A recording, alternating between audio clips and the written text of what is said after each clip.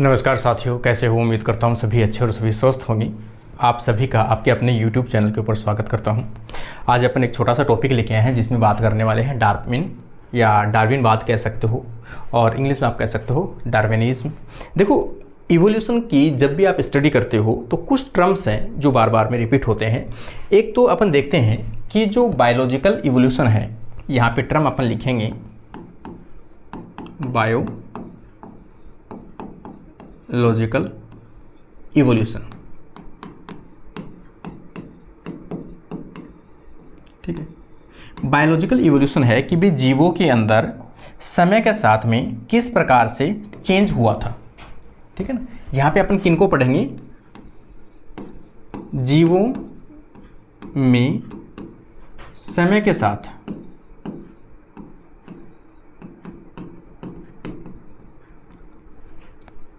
Change कैसे आया था, चेंजेस कैसे आए, उसके रिगार्डिंग जो थ्योरी है वो दी गई है कि भाई इवोल्यूशन हुआ कैसे, या फिर इनमें नई स्पीसीज का निर्माण कैसे होता है, नए लक्षणों का अगली पीढ़ी में गुण है वो कैसे जाता है। ये शुरू से मतलब एक इंटरेस्टिंग चीज़ रही है। ठीक है ना, अभी तो अपने को सब कुछ पता है कि कैसे क्या है, लेकिन जिस टाइम पे स्टार्टिंग में जहाँ पर ये सोचा गया कि क्या सच में अपना जो विकास है वो किसी पूर्वजों से हुआ है, या अपने पूर्वज किस प्रकार के दिखते होंगे, कौन से जीवों की उत्पत्ति कौन से जीवों से हुई होगी, ये सभी चीज़ें एक बड़ा ही कन्फ्यूज़न वाला विषय या सब्जेक्ट रहा होगा उस टाइम पर। सबसे पहले तो एक टर्म आया था जो अपन देख चुके हैं, यहाँ पे आप देखोगे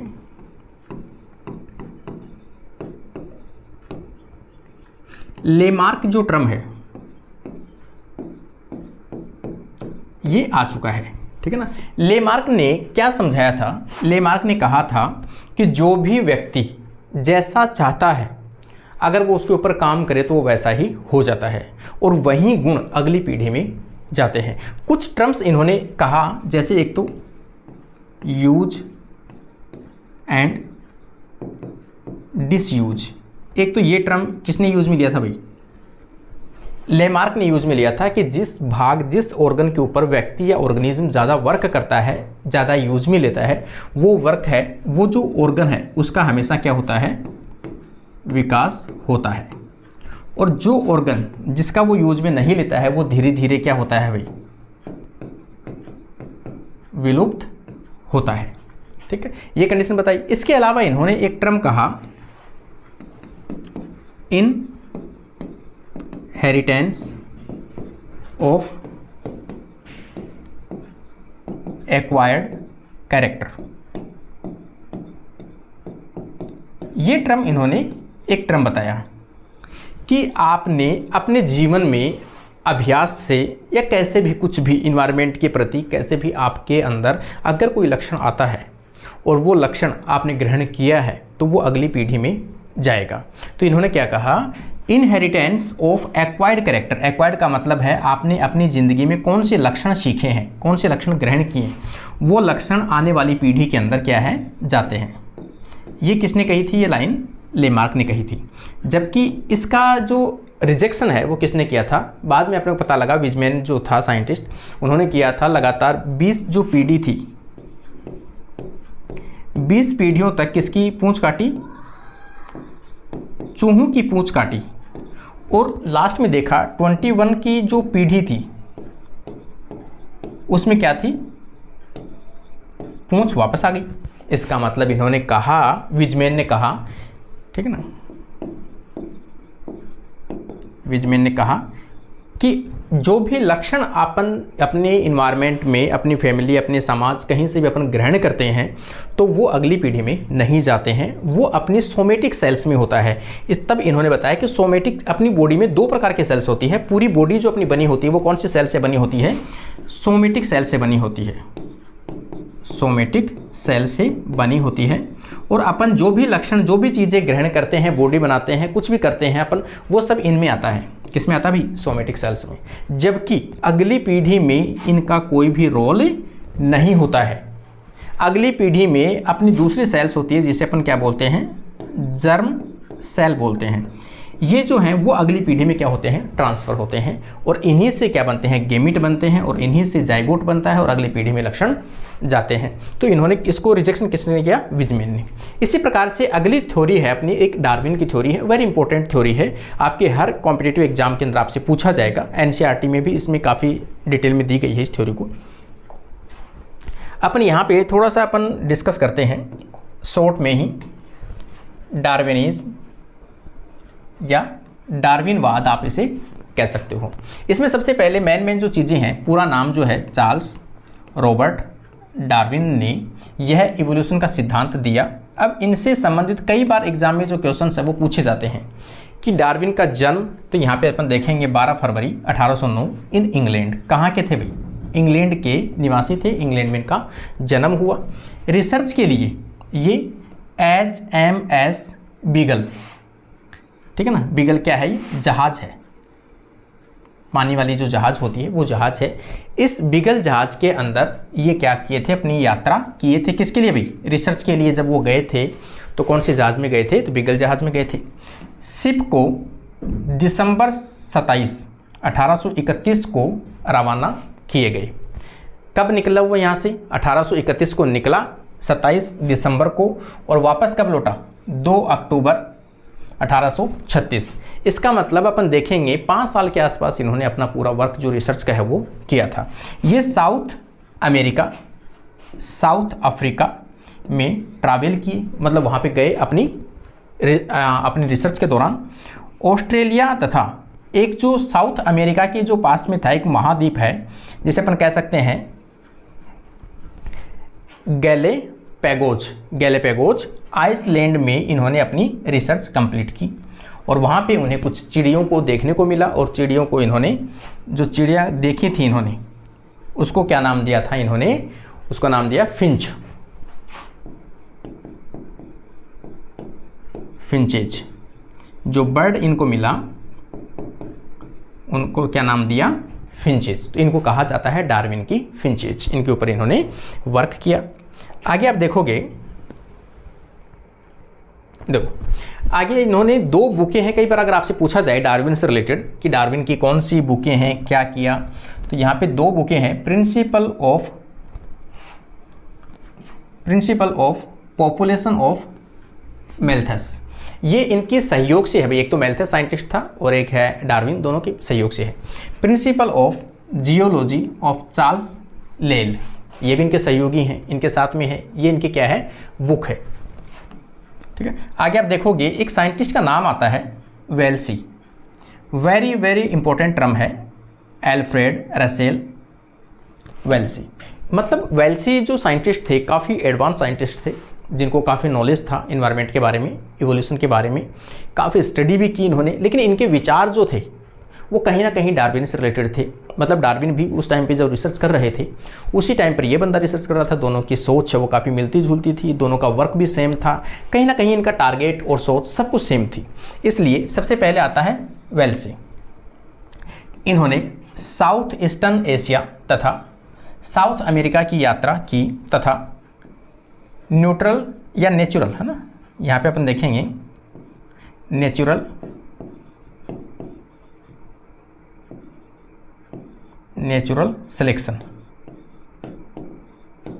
सिलेक्शन के ऊपर क्या काम किया भाई, नेचुरल सिलेक्शन के ऊपर इन्होंने प्राकृतिक वर्ण का विचार देखा। यह विचार आया इनको जैसे ही डार्विन को आया था। डार्विन को भी सेम विचार आया कि कोई भी जनरेशन, कोई भी पीढ़ी जो अगली पीढ़ी में जाती है उसको नेचर सेलेक्ट करती है, उसे अपन क्या कहते हैं, नेचुरल सिलेक्शन कहते हैं। On the tendency of the varieties to depart indefinitely from the original type भेजा। इन्होंने क्या किया, अपनी जो सोच थी इस प्रपत्र के अंदर लिखकर, पेपर में लिखकर, इन्होंने इसके तहत किसको भेजा था, डार्विन को भेजा। किसको पढ़ रहे हैं भैया अपन, वेल्सी को पढ़ रहे हैं अपन। डार्विन और वेलेस दोनों के विचार समान थे, मैंने बताया आपको लगभग समान विचार थे भाई इनके दोनों, ठीक है ना। इसलिए दोनों ने एक साथ मिलकर एक पेपर पब्लिश किया, नेचुरल सिलेक्शन नाम दिया गया। तो नेचुरल सिलेक्शन जो है, कभी पूछा जाए किससे कॉम्बिनेशन से बना है, तो आप कहोगे वाल से या वालेस और डार्विन के द्वारा मिलकर ये पेपर जो है वो पब्लिश किया गया। इसके बाद वॉलेस डार्विन को एक चार्ट प्रस्तुत किया जिसमें वॉल्स चार्ट कहते हैं, एक चार्ट भी बना के इन्होंने भेजा और उन्हीं के आधार पे बाद में जो डार्विन की थ्योरी है वो पब्लिश की गई।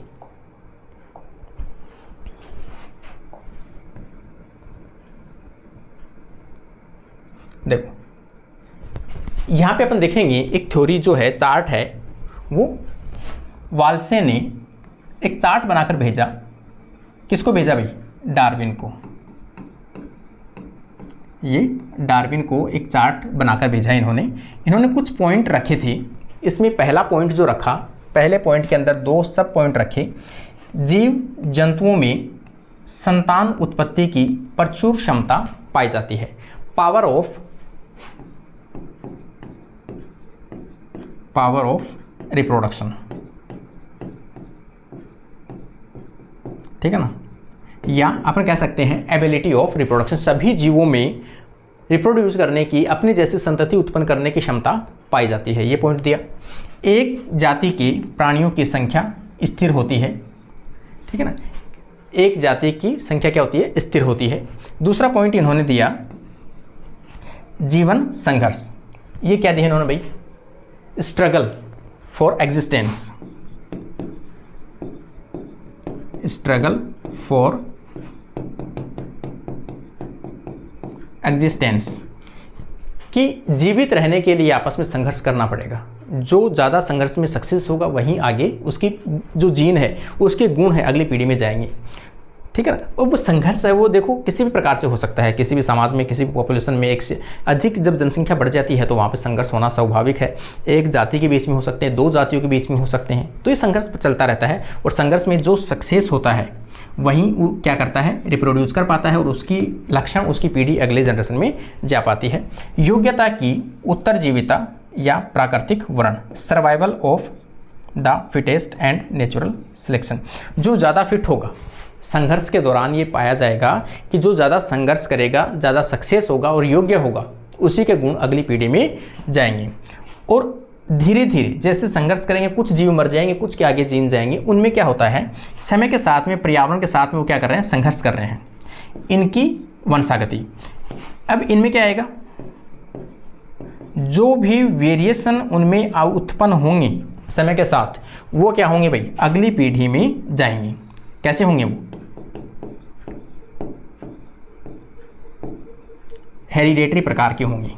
ये याद रखना भैया अपने को। जो भी वेरिएशंस उत्पन्न होते हैं वो अगली पीढ़ी में ट्रांसफर होते हैं। ये किसने कहा था? सब वेल्से की जो थ्योरी है, उसका चार्ट है, उसके अकॉर्डिंग चल रहा है ये।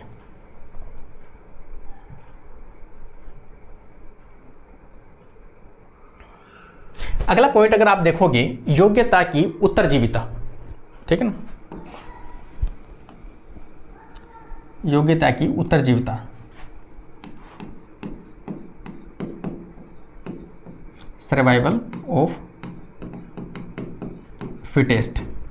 जो अपने आप में ज़्यादा फिट होगा, जो ऑर्गेनिज्म, जो व्यक्ति अपने आप में ज़्यादा फिट होगा, उसी के वंश आगे जाएगा, उसी के जो लक्षण हैं, उसी के जो कैरेक्टर हैं वो अगली पीढ़ी में जाएंगे। ये लाइन कहना चाह रही है। इसका मतलब संघर्ष जब होता है तो उसमें क्या होगा? वही जीतेगा जो फिट होगा, मतलब जो जीतेगा वही अगला रिप्रोड्यूस कर पाएगा।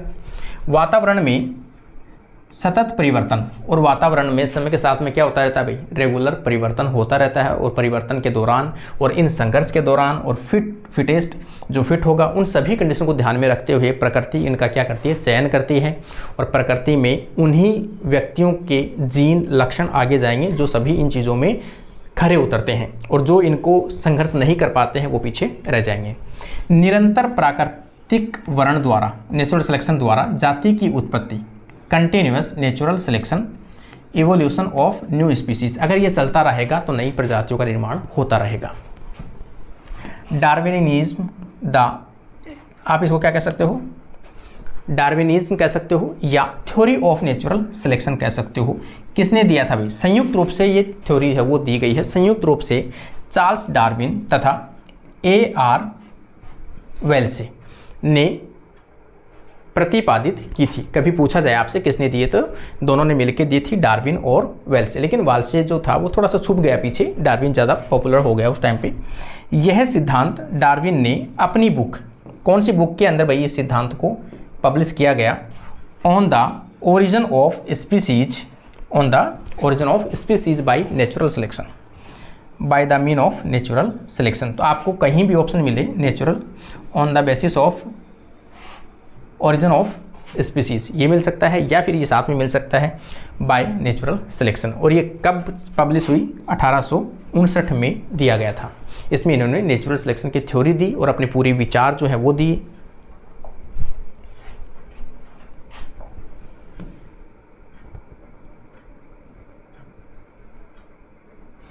देखो यहाँ पे आप देखोगे नेचुरल सिलेक्शन के प्रमुख पॉइंट्स कि मैं नेचुरल सिलेक्शन में हुआ क्या क्या था। तो यहाँ पे देखोगे ओवर प्रोडक्शन, अगली पीढ़ी में उन्हीं जीवों के कैरेक्टर ज़्यादा जाएंगे जिनमें संतान उत्पन्न करने की क्षमता अधिक होती है।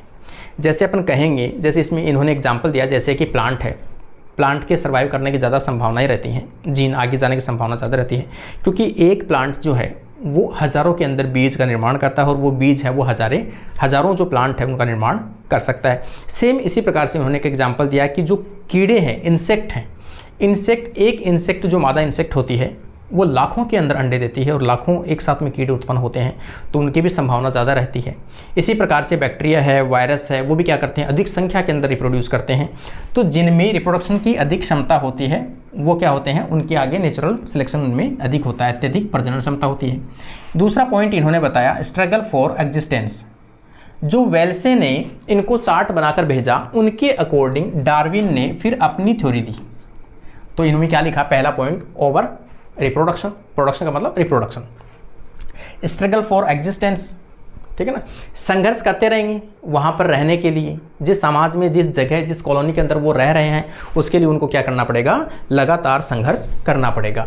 उत्तरजीविता के लिए संघर्ष 3 प्रकार के हो सकते हैं, मैंने आपको अभी भी बताया था। इंट्रा स्पेसिफिक, एक ही स्पीसीज के बीच में संघर्ष होना, एक ही प्रजाति है, दोनों सेम ही प्रकार का भोजन खाती है, सेम ही प्रकार से आपस में रिप्रोड्यूस करती है, तो हर चीज़ के लिए झगड़ेंगे एक जगह रहने वाले। इंटर स्पेसिफिक, 2 जातियां अगर एक जगह आ जाए तो उनके बीच में भी क्या होगा, संघर्ष होगा। जो जाति जीतेगी उसी की पीढ़ी वहाँ पर स्टेबल होगी और उनके गुण अगली जनरेशन में जाएंगे। और साथ साथ में स्ट्रगल किसके साथ में करते हैं भाई, नए इन्वायरमेंट में कोई स्पीसीज आई है तो वो उस इन्वायरमेंट, उस क्लाइमेट के साथ में भी क्या करना पड़ेगा, उसको संघर्ष करना पड़ेगा, ठीक है ना। इन सभी कारणों से क्या होगा भाई, वेरिएशन एंड हेरिडिटी। इन्वायरमेंट में धीरे धीरे सभी जीवों के अंदर क्या उत्पन्न होते हैं भाई, वेरिएशंस आते हैं, परिवर्तन आते हैं, परिवर्तन के कारण से विभिन्नताएं आती है, 2 जीवों के बीच में विभिन्नता आती है, सभी जीवों के बीच में विभिन्नता आती है। एक ऑर्गेनिज्म यहाँ से उठ के दूसरी जगह चला गया, एक पॉपुलेशन यहाँ है और इसमें से कुछ ऑर्गेनिज्म यहाँ जाकर एक नई कॉलोनी बसा लेते हैं, यहाँ का क्लाइमेट अलग है, तो इसका जो लक्षण है वो धीरे धीरे इससे क्या होगा भाई, अलग हो जाएगा, इसका लक्षण अलग हो जाएगा। इसका मतलब वेरिएशंस आएंगी और वेरिएशंस के कारण से क्या होंगे, वो वेरिएशंस जो आते हैं वो स्टेबल होते हैं और अगली पीढ़ी में जाते हैं, तो ये अगली पीढ़ी में जाएंगे। तो विभिन्नताएं और वंशागति होती हैं, विभिन्नता जो भी होगी वो अगली पीढ़ी में जाएगी। सर्वाइवल ऑफ द फिटेस्ट, ये टर्म देखो, नेचुरल सिलेक्शन भी इसी को कहते हैं और सर्वाइवल ऑफ फिटेस्ट कहते हैं। अभी जो टर्म बताए वेल्से ने, सेम उसी को दोहरा रहे हैं कि सर्वाइवल ऑफ द फिटेस्ट, कि झगड़े के अंदर चाहे प्रकृति के साथ हो, स्पीसीज के साथ में, कैसे भी हो, सभी के साथ में जो अच्छे से स्ट्रगल करेगा, जो अच्छे से अपने आप को फिट रखेगा, वो उसकी जीन है वो अगली पीढ़ी में जाते हैं, या फिर उसे नेचुरल क्या करती है, नेचर उसे सिलेक्ट करती है और अगली पीढ़ी के अंदर उनके गुण है वो ट्रांसफ़र होते हैं।